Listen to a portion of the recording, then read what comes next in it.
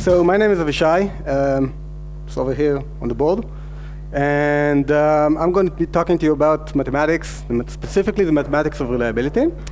And the link over here is to a companion Jupyter notebook, IPython notebook. It's actually hosted on GitHub. This is a redirect. So if you have a laptop, then click on it. If not, you can just do it at home or whatever you want. The notebook contains a lot of information. It's actually more elaborate than what is on the slides. You can just do it as a workshop offline or whatever you want. I'm also accepting pull requests. So if you feel like you want to add to it or whatever, then feel free. Maybe I said something stupid there and you want to correct me. I don't know. So have fun. This is a talk about reliability. So I have to say in advance that reliability is intimately linked to culture. And this is like a totally different talk. So I'm focusing on the technical aspects of reliability here. So don't think like this is all there is to it or something like that. The purpose of this talk is to get people to think about reliability in an analytical way. So I don't know how people here do reliability. I try to do it in an analytical way and use mathematics to my advantage. So let's begin. Who likes math? That's actually more people than I expected. Who doesn't like math? Oh, come on. Seriously? So most people don't like math, or apparently laptops. Okay? And the normal reaction that I get when I speak to people about mathematics is this. Yeah. People are afraid of mathematics. This is not a secret. People shouldn't be scared of mathematics. Mathematics is actually not that hard. The reason people are afraid of mathematics is first because sometimes they had lousy teachers, and second because they see too many numbers, too many formulas. So when I thought about this talk, I went to talk to one of my friends who's a math doctorate, and what he told me was, listen, the formulas are not important, the numbers are not important. What's important are the models and the thought process.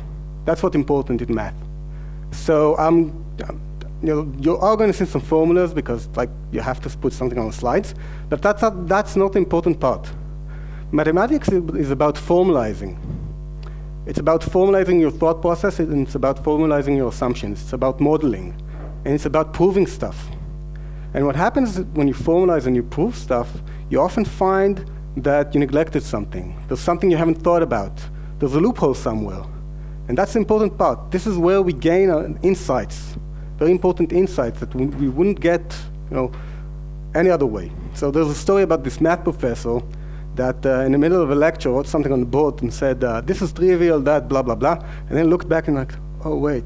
Like 45 minutes later, it turns back, oh, yeah, it's trivial, and continues.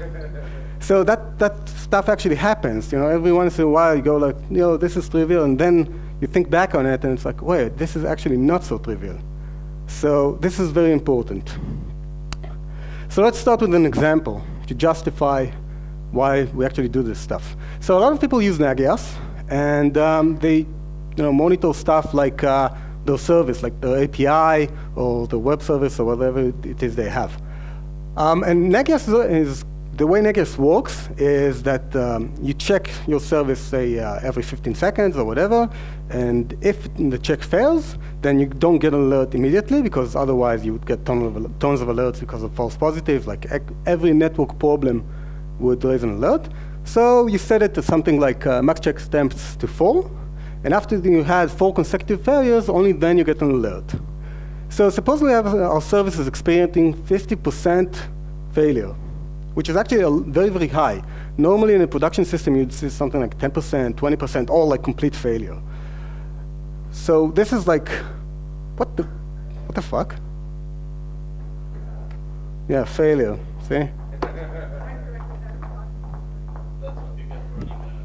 No, this is not Linux, actually. This is the physical layer. Yeah, but thanks. I'm getting a Mac. Awesome. So this is actually like a pretty let's say, lenient use case. And let's calculate the chances of getting, of the check, like 4 consecutive check actually failing. So the probability of getting to a hard critical state in every minute is 2.6%. That's it. That's like horribly low. And the chances of not getting an alert, like every minute we check it again and again and again, so eventually we would get an alert. But the chances of getting an alert in half an hour are only 45, of not getting an alert in half an hour is 45.9%. And even after an hour and a half, there's still about 10% chance of not getting any alert. So this is like horrible. And people do this all the time, because they never computed the math of how this works. So if you want to monitor your service or anything that has statistical failures, you shouldn't be using Nagios plugins this way. You should either outsource the logic of the test to your plugin and only have Nagios run the test, or use something entirely different, or monitor graphic metrics that operate on a time window, something like that.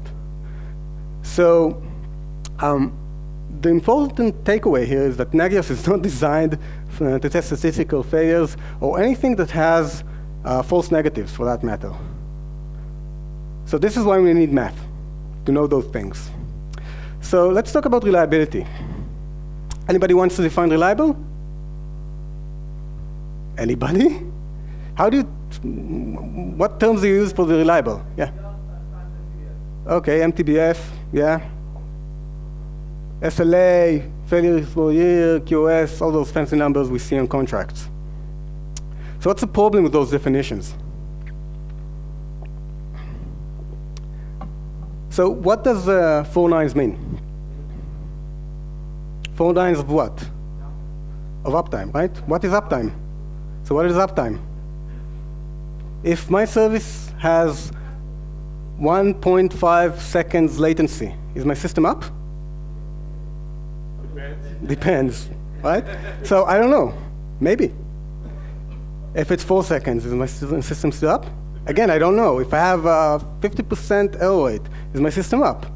So those terms by themselves are not enough to define reliable. To actually define those things, we need to define failure first. And that's a very big problem.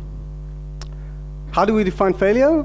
So we have like the engineering people who define this very easily as the system operating outside specified parameters. And that's like a great definition for me.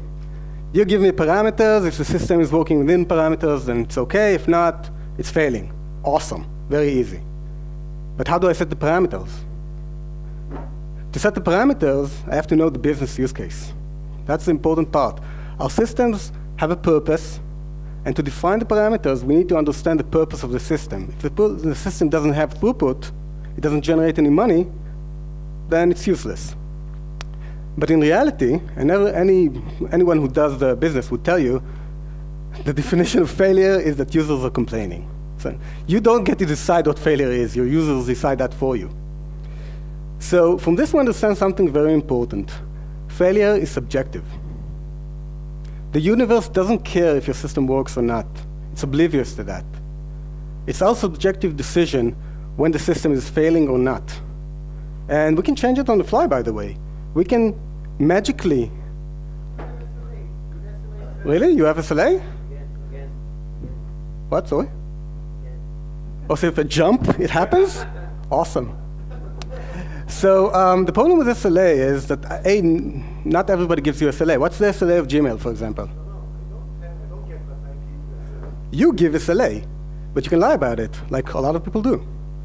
So I'm sure that your SLA doesn't include definitions about error rate of every transaction. Or you could return a default answer instead of an error. And that still puts you within the SLA, but you're lying, right? So it's, yeah. יש לי מיקרו לארגן. What the fuck? Okay. We'll just... I think that my connector is, my adapter is bad. Or something like it. No, it's okay. I hope. לא, זה לא. It's not the Mac thing, it's the physical adapter. לא. Is it plugged in the power? It's plugged in, and it's okay.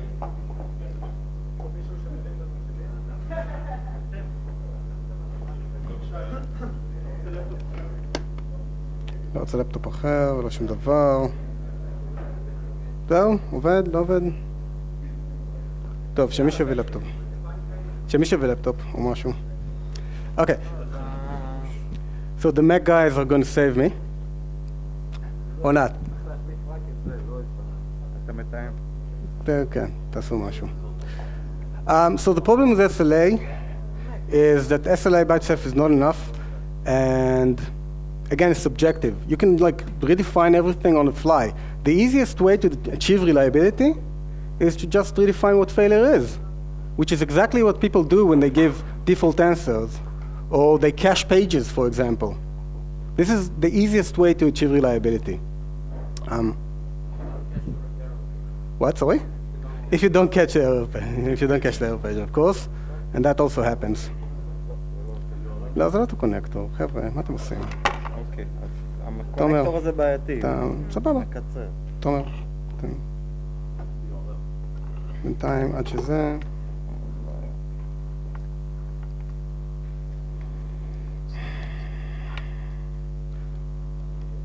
It's like an unwritten law that whenever you talk about reliability, your laptop is going to fail. Yeah. Just click on it and let's go. Okay, so what are the possible states that a subsystem or component can have? Anybody want to answer that? It's a pretty simple question. What are the possible states that a component or system can be in? Yeah, what's two? Warning. Okay, I don't even know what warning is. It's like a weird Nagios concept. So yeah, it could be working okay, or it could be failing. Are there any other possible states? What, sorry? What is flapping? Not working. Not working. Okay, so yeah, I'm not actually talking about that. I'm talking about something called fuzzy. Fuzzy means we don't know if it's working or not. We can't define. Okay, because sometimes when we define failure, we have like really sharp definitions for failure. But sometimes we have weird states that we haven't thought about, and we don't know how to classify it. For example, if I've got 3 clocks on 3 different servers and they're all in disagreement, which one is the correct clock? Which is the right clock, for that matter? We don't know. We don't know how to define it. So it's the same with eventually consistent databases, or when you have split brain. You've got 2 diverging values. Which value is the correct value? Again, we don't know. So this is a fuzzy state. And there's a 4th and very important state, and that is we don't know. We don't know what the state of the system is. And this is really important to remember, because most of the time, our system is not in an okay state, and it's not in a failure state. It's in a we don't know state. For example, you get an alert. Is this a valid alert, or is your monitoring broken? You don't know. What happens if your monitoring fails? Then you don't know what the state of the system is. So it's very important to remember, the absence of alert is not evidence of your system working. It just means that you don't know. That's all. And this is a very powerful concept in reliability. Reliability doesn't mean the absence of failure, okay? So let's talk about failure. Yeah, not this guy over here. So I'm going to present a model, a statistical model of failure. And the first model I'm going to be talking about is statistically independent failures. Now, statistically independent failures is something like mechanical failure of hard drives or servers and so on, and it's the dominant mode in hardware. Okay, most of the hardware failures that we get are statistically independent. There are some statistically independent failures in software, but it's less common than in hardware. What do I mean by statistically independent? If one hard drive fails, that doesn't increase the chance of other hard drives failing. Okay? That's what statistically independent means. There are a lot of fallacies associated with statistically independent failures and statistical independence in general. For example, the hot hand fallacy. So in the office, I've got a Pentium 4 computer that I installed Debian on, and I've set it up as the firewall of the office. And it's been running like without stop, I think without even a reboot for, I don't know, 7 years or so? Something like that. So have I created a system that can't fail? No. Yet every time I go to a company and ask them, what's your uptime? And they're like, oh, 100%, the system hasn't failed. That doesn't make sense, does it? So this is the hot hand fallacy. Just because something hasn't occurred yet doesn't mean that it can't happen. If I flip a coin, the chances of a coin landing on heads is 50% no matter what the result was before. And if I got like 10 times heads, the probability of getting tails is still 50%. Doesn't matter how many times I got tails. So this is a hot hand fallacy. The other side of that is the gambler's fallacy. And you see this a lot with gamblers. Like you go to the roulette table and you got 5 times red. So you automatically think to yourself, what are the chances of getting 6 times red? It's like almost impossible, right? So next time it's definitely going to be a black, right?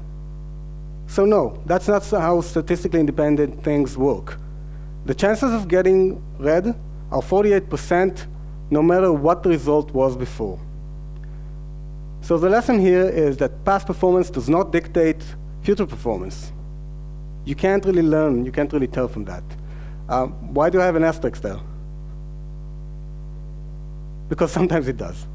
Okay? It does when we're talking about statistically dependent failures. Okay? This is only relevant to statistical independence.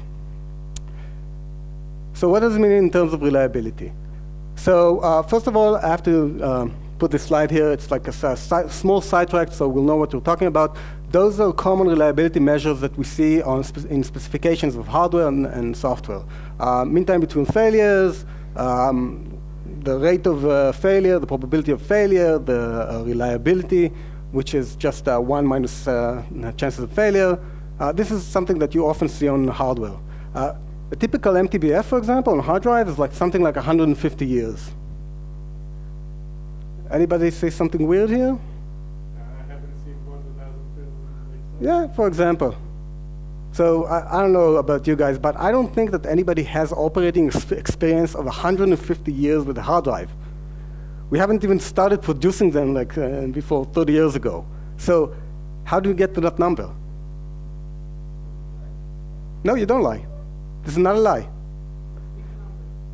No, okay, yeah, big numbers. So what hardware manufacturers do is they take a large bunch of disks, say 10,000, they run them in a lab for, say, 3 months in some kind of typical workload, and then they extrapolate the numbers from that, okay?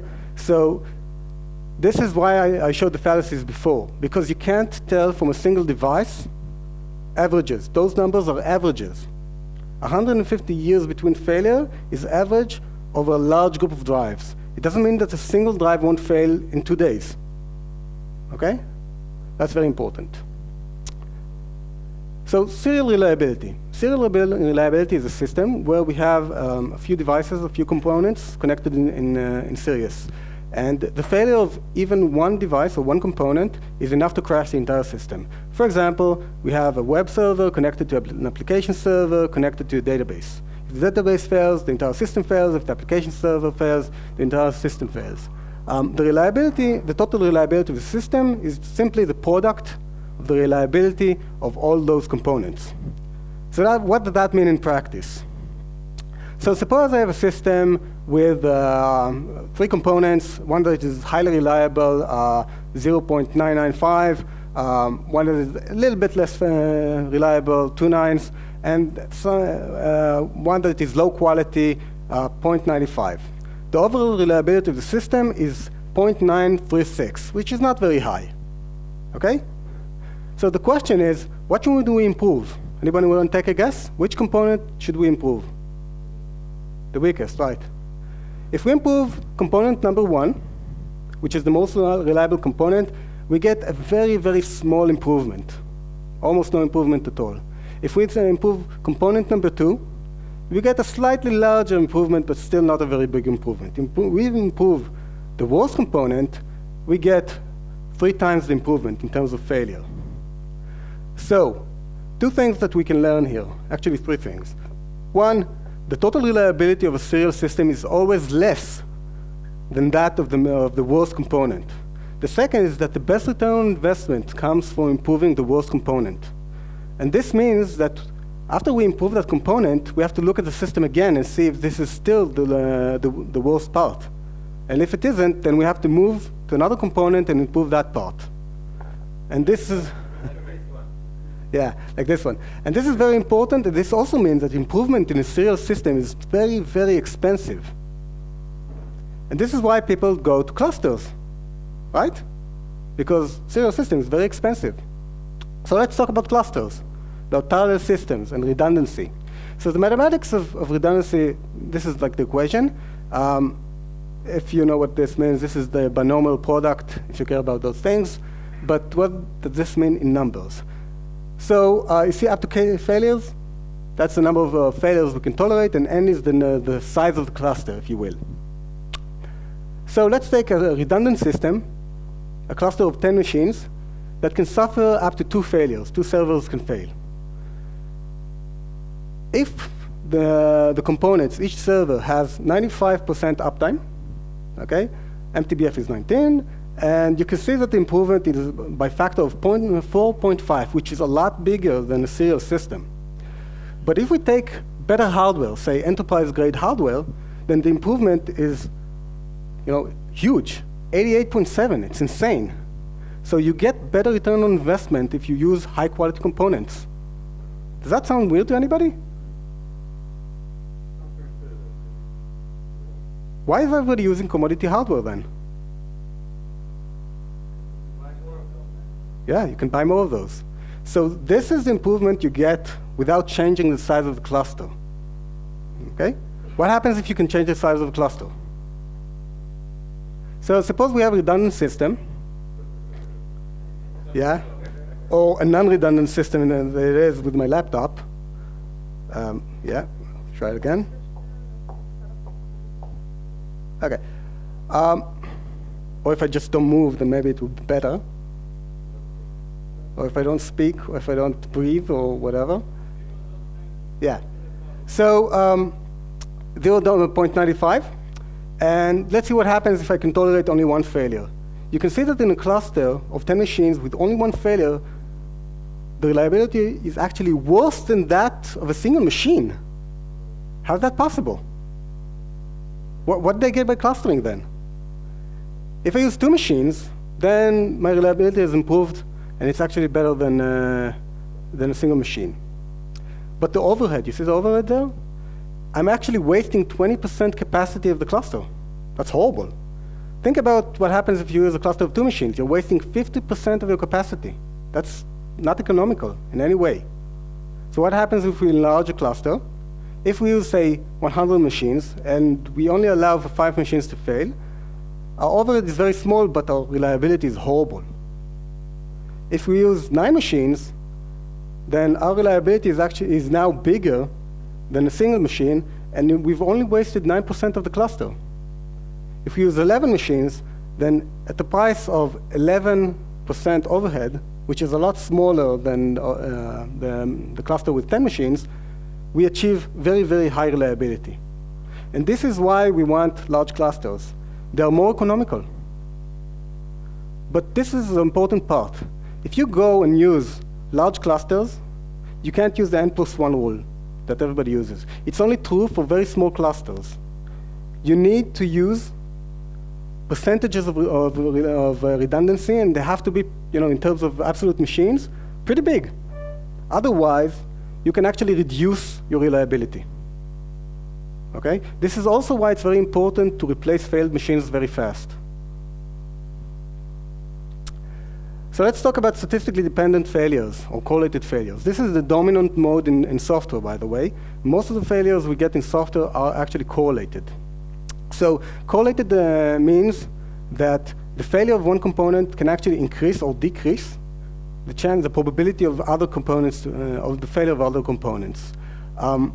Why would this happen? For example, shared workload. We get the same load on all the components. For example, I had a load balancer that failed when its counter reached max integer, and 4 hours later, its partner, the standby, also failed. Why? Because they had the same workload, so the counters, reached the same number around the same time.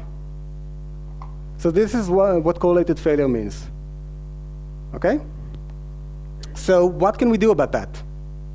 How can we avoid that? Ideas? This is a really big problem for clustering. Okay? This can actually pretty much take away all the benefits you got from clustering. So what do we do about that? How do we solve this? Okay, less dependencies, right? Something else? Randomization, yeah. We have to induce variance into our systems. For example, in the case of the load balancers, I started rebooting them at different times, so the counters won't have similar values. We can use devices from different manufacturers and so on. Okay? We can also segment our systems. So this is the law I should be using. And this is very important because a lot of people get this wrong. Backup and operational subsystems should avoid coupling with primaries. And people get this wrong, especially in the context of monitoring and operational systems. For example, people often let their monitoring system use the same database as other production systems. This is horrible. For example, coupling your deployment tool or tools used for debugging with the primaries. Those tools are going to be used when there is a failure. They cannot share infrastructure with their primary system. Okay? So let's have a riddle now. So suppose we're talking about the police pulling over drunk drivers for tests, or drivers for tests. And 1 out of 1,000 drivers is drunk. And the breathalyzer, the device we use to test drivers, has false positives of 5%. But if you test a drunk driver, it will have 100% success. Okay? And we pull the driver at random, and the breathalyzer showed that the driver was drunk. What is the chance, what is the probability that the driver is actually drunk? And remember, the device has shown that the driver is drunk. 2%? What? 95%? 95%? 2%? Okay, so we've got two answers here, 95% and 2%. Who thinks it's 95%? Show of hands, come on. Who thinks it's 95%? 1, 2, 3, 4, 5. Okay, who thinks it's 2%? 4 people, and everybody else doesn't think it's anything, obviously. Okay, so the answer is 2%. If you thought that this was 95%, you have fallen for the base rate fallacy. What is the base rate fallacy? And why is this 2%? Because out of 1,000 drivers, about 50 drivers are false positives, and only 1 driver is actually drunk.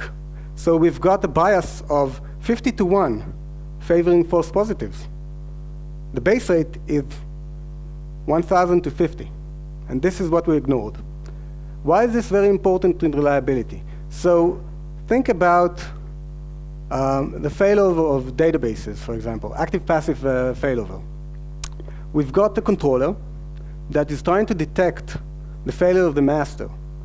And unfortunately, the controller also has false positives. Sometimes it detects a working master as non-working and tries to fail the system. What are the chances of the failure being a good failure, meaning that the master actually failed? Turns out they are very, very low. About 95% of failovers are bullshit, bogus failovers. Should not have happened. And if a failover was not associated with other failures, for example, if we couldn't introduce inconsistencies during the failure, that would be okay. But unfortunately, with the systems like MySQL, with master-slave failure, failover, the failure itself can cause new horrible problems. So what do we do about that? How do we deal with this?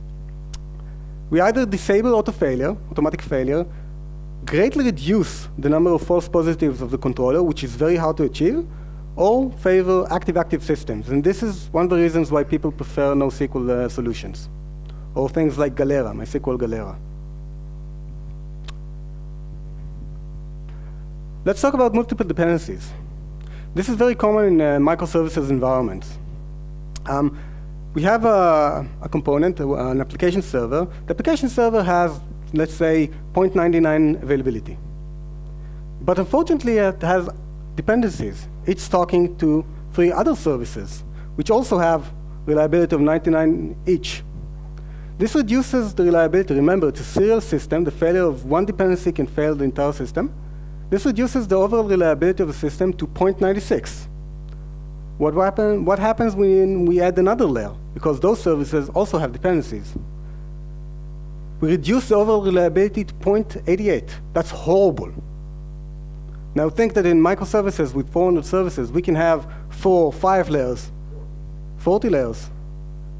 This totally destroys our reliability. So how do we deal with this? Ideas? Yeah, whiskey is a good solution. Other solutions? Anybody? Circuit breakers, right. So what circuit breakers do is they disconnect a failed component from the system and return a default answer instead, so that the failure of one component does not fail our entire system. And if you have a lot of dependencies for your systems, this is a must-have. You can't have high reliability without it. Let's talk about queuing theory. This is known as the MD1 model, not that anybody cares, but most queues work somewhat like this. The delay, the latency in a queue is proportional to system utilization divided by 1 minus the utilization of the system. If your system is fully utilized, then your utilization is 1. And as you can see, I don't know if you can see the number, but this right here is about 80%. Starting at 80%, your latency is just going through the roof. This means you always have to avoid going over around 80% capacity. If you do, your quality of service is going to be horrible, and you will have failure. This is why it's very important to throttle your system.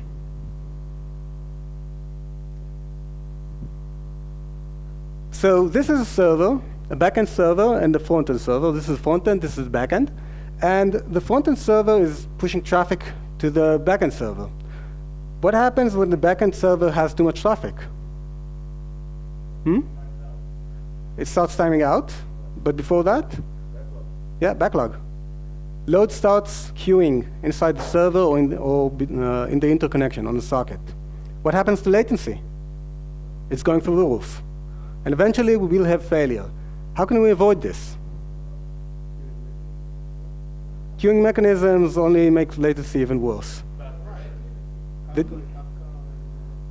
They only push the problem to later time. If you don't have capacity, you don't have capacity. You can add capacity, but that takes time. Yeah. What do you do? But you can't queue everything. If it's a user-facing transaction, you can't queue it. So what do? Flow control, right. You do back pressure. You start pushing back. This is a mechanism that's very common on blocking infrastructure, not so common in non-blocking technologies like Node.js, but you still have to have it, because otherwise you have no way of telling the front-end part that the back-end is loaded.